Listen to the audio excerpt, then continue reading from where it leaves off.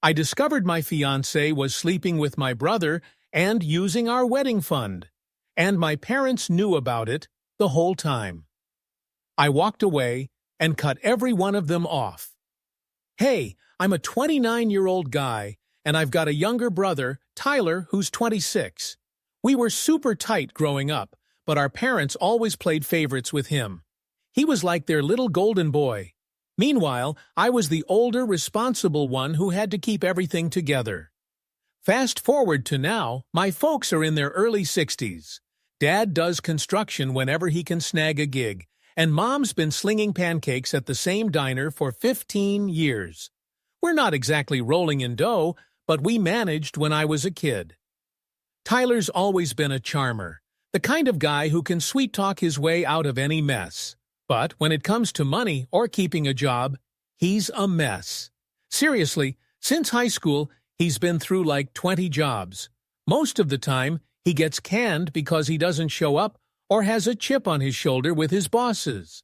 But my parents always cut him slack, saying he's just trying to find his way. While he was doing that, I juggled 2 jobs through college, graduated with a business degree, and landed a decent gig right out of the gate. When I was 26, I met Olivia at a friend's birthday bash. She was 24, working as a nurse, and just the sweetest person ever. We clicked right away and started dating seriously pretty fast. She hit it off with my family too, which was awesome, because family is everything for us. My parents adored her, and even Tyler got along great with her. They joked around a lot, but I figured it was just regular sibling-in-law banter. After dating for about 2 years, Olivia and I got engaged. We were both ready to put down roots and start our lives together. Everything seemed perfect, except for the whole wedding budget thing. Olivia's parents had passed away when she was younger, so she was brought up by her grandma, who couldn't offer much help financially. My parents wanted to pitch in, but could only spare about $1,000, which I totally got. So, Olivia and I decided to save up on our own. We opened a joint savings account for the wedding, started stashing away cash every month, and I even picked up freelance gigs on the weekends. Around this time, stuff started getting weird with my family. Tyler lost yet another job and moved back in with my folks, which was making their money situation even tighter. Dad's work had slowed down because of back issues, so they were barely scraping by.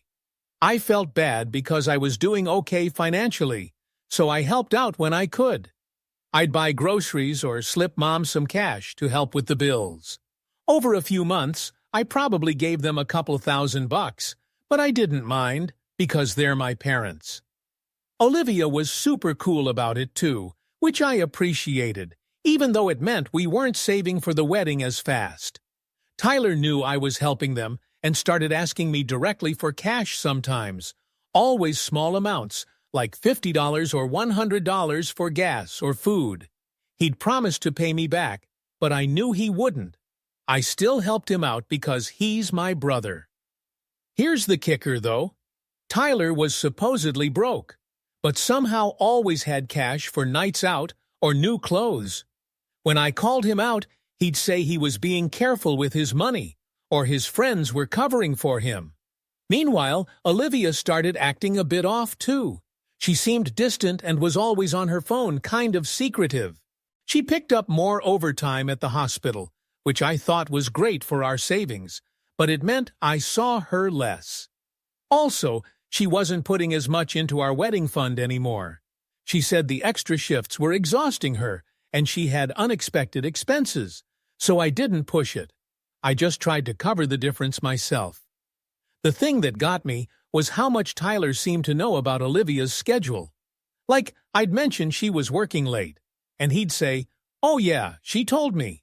Or if I mentioned she was out with friends, he'd know exactly who she was with. I thought they might be getting closer as future in-laws, but something felt off. One day I came home early because I was sick and found Tyler chilling in my living room. I hadn't given him a key, and Olivia wouldn't be home for hours. He said Olivia let him in earlier to use the bathroom, and he crashed on the couch.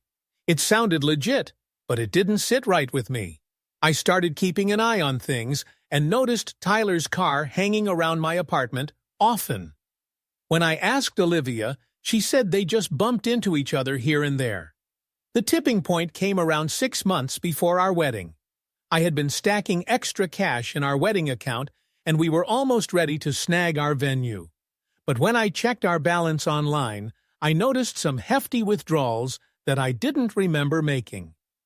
So the other day, I called my bank and discovered that someone had been making withdrawals using Olivia's debit card. When I brought it up with her, she got all defensive and explained she'd had some family issues come up. Apparently, her grandma needed help with medical bills, and she didn't want to stress me out, so she'd taken money from our wedding fund. I felt awful for doubting her and apologized for questioning her. I even offered to call her grandma to see if there was anything more we could do. But Olivia got upset and insisted her grandma didn't want anyone knowing about her financial troubles. Honestly, looking back, this should have raised some alarm bells. But I really trusted Olivia, so I believed her. Then I noticed Tyler suddenly seemed to flush with cash. He'd moved into a new apartment, got himself a shiny new car, and was always going on about expensive stuff he was buying and cool places he was visiting. When I asked how he was affording all this without a job, he said he was doing some side gigs for a friend's business. It seemed a little too convenient since Olivia was taking money out of our wedding funds at the same time Tyler was suddenly living large. I started feeling paranoid and guilty for even having these suspicions, but I couldn't shake it off. Fast forward to last month, I decided to plan a surprise romantic weekend for Olivia and me. We hadn't been spending much quality time together since I'd been really busy with work. I booked this awesome hotel about 2 hours away and was all set to surprise her when she got home Friday night. But then Olivia texted me saying she had to cover a double shift and wouldn't be home until Saturday morning. Bummer, right? But I got it. Work is important, especially since we needed the cash. I figured I'd just chill at home and pitch the weekend getaway idea to her on Saturday instead. Around 10 p.m., I started feeling restless, so I decided to go for a drive to clear my head. I wasn't planning on going anywhere in particular, but I ended up near the hospital where Olivia works. I thought I'd just check if her car was in the parking lot because I missed her and wanted to feel connected in some way. But her car wasn't there. I drove around a couple of times to be sure, but no luck. I started to panic a bit, wondering if she'd been called to a different location, or maybe her car was in the shop. I didn't want to call and seem like I was checking up on her, but I was genuinely worried. After sitting there for about 20 minutes, I decided to just head home and hope she'd contact me soon. On my way back, I randomly passed by Tyler's new place. And guess what? I saw Olivia's car parked outside. My heart just sank. I pulled over and just sat there, staring at her car, trying to come up with a rational reason for why it would be there. Maybe Tyler was having some kind of emergency, or maybe her car broke down near his place. But deep down, I knew. I think I'd known for months, but was trying to dismiss it as paranoia. I ended up sitting in my car for an hour, trying to decide my next move. In the end, I decided to go home and wait. If she was really working a double, she'd be home by 7 a.m. But if she wasn't, she'd likely show up with some excuse. Olivia came home around 2 a.m., trying to be quiet, but I was awake and waiting. I casually asked how work was, and she said it was busy, but calmed down enough for her to leave early.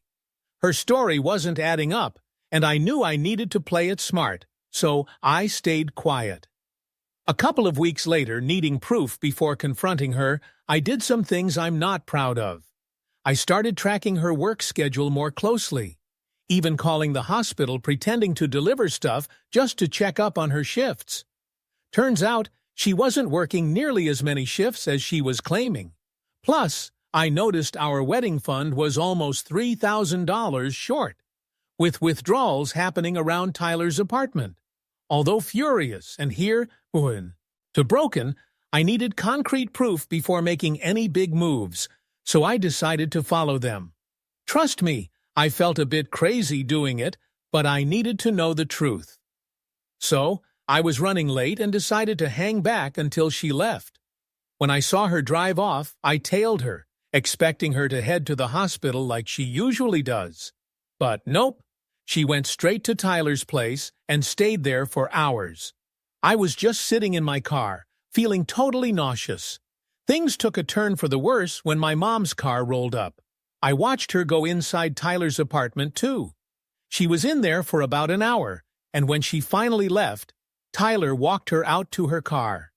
They hugged like they were old buddies catching up after a good chat, and that's when it hit me. My parents were in on this whole thing. My mom wasn't shocked to see Olivia's car there, and Tyler wasn't hiding anything from her. It felt like everyone was in on a big secret except me. I went home and lay awake all night, my mind racing. All those times my parents had told me how perfect Olivia was, how happy they were about our engagement. They'd been lying the whole time. Meanwhile, Olivia and my brother were sneaking around and dipping into our wedding fund. The next morning, I reached a breaking point. I called Olivia and told her we needed to talk. She gave me some story about working late, so I just said, "Fine, we'll talk tomorrow." But I knew she was headed to Tyler's again. So, in the middle of the day, I drove to Tyler's apartment and let myself in with a spare key he'd given me. I started recording everything. As I barged into the bedroom, I caught them in the act. I'll spare you the details, but it felt like a sucker punch, even though I expected it. They jumped up, scrambling to explain, but I just turned and walked out. I couldn't even look at them.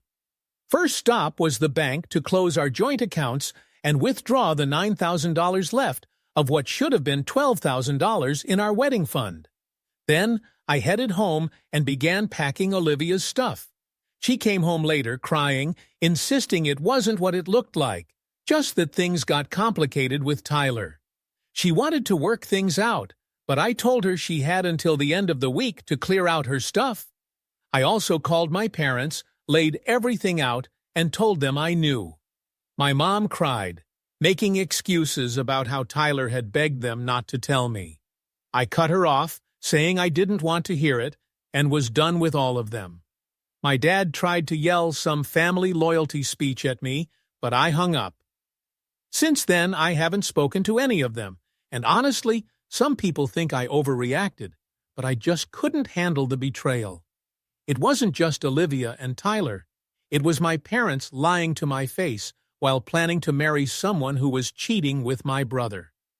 Fast forward 6 months, and things have gone south for all of them. Tyler lost his place and moved back in with my folks. Olivia got canned from her hospital job for some policy violation. No clue what that's about. My dad's health worsened, so his construction days are over, and my mom's diner shut down, likely due to COVID, making it tough for her to find work. They've been trying to contact me through everyone they can think of, even showing up at my job. My aunt called to say my parents are close to losing their house and suggested I should help because I'm doing well financially. But I just can't bring myself to do it. I told her they made their choices. It kind of blew up from there, with everyone saying I'm being cold. But honestly, I'm doing great these days. I started dating someone new, and I'm happier without all the family drama weighing me down. I decided to stick to my boundaries, even though they've ramped up their attempts to reach me. Tyler started leaving me these voicemails, sounding like he's having a breakdown, and saying he's sorry for everything. He even mentioned some scary stuff about thinking of hurting himself. I'll leave it there for now. Honestly, it was a pretty wild time in my life. Tyler was acting all dramatic and sending these super emotional voicemails, and I really felt like he was trying to mess with my head to make me feel sorry for him. Even though I figured he was playing games, the messages still hit hard. I got pretty worried that he might actually do something dumb, so I called up my aunt to spill the beans about the whole voicemail situation. I told her if Tyler was really on the edge, he needed real help, but I wasn't up for being the one to fix things this time. She promised to chat with my parents, and thankfully, the voicemails came to a halt after that. But then Olivia, my ex, started reaching out to my new girlfriend. I have no idea how she found out who I was seeing or got her contact info, but she started sending these bizarre and manipulative messages on social media. My girlfriend showed me the texts, and Olivia was basically telling her that she had to help me mend things with my family. Apparently, everyone was suffering, and it was all somehow my fault. Olivia went on about how I was a decent guy, but could be super stubborn and hold grudges, and my girlfriend needed to help me see the light. She even went as far as to say my new relationship was me just trying to fill the void, and that I wouldn't be able to trust anyone again thanks to her. She warned my girlfriend that I had trust issues now and would likely end up controlling and suspicious in future relationships. Understandably, my girlfriend was really upset and asked if she should reply or just block Olivia. I told her to block Olivia everywhere and not give her the time of day. But man, Olivia trying to wreck my new relationship really ticked me off. It was like she couldn't handle the fact that I was moving on and being happy, so she wanted to mess it all up. Around that time, I also found out why Olivia got the boot from her job at the hospital. A buddy in healthcare mentioned she was caught stealing meds and selling them.